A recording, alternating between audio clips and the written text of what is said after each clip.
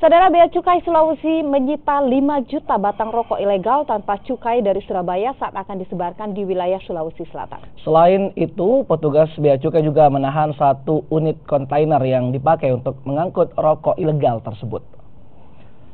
Sebanyak 5 juta batang rokok tanpa cukai yang bernilai 3 miliar rupiah berhasil disita Bea Cukai yang dikirim dari Surabaya. Hal ini diketahui saat petugas mencurigai gerak-gerik pengemudi kontainer yang masuk melalui jalur Maros ke sebuah perkampungan dan membongkar muatan berisi jutaan batang rokok. Bea Cukai masih menyelidiki pengirim jutaan batang rokok ilegal ini.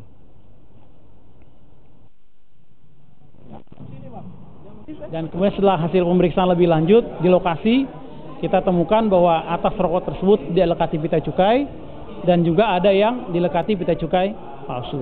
Lalu oleh teman-teman Bea Cukai dilakukan penindakan dan truk berikut barang serta supirnya dibawa ke kantor wilayah Bea Cukai untuk dilakukan pemeriksaan. Jumlah perkiraan sekitar 5,5 juta batang dengan nilai barang sekitar 3,6 miliar.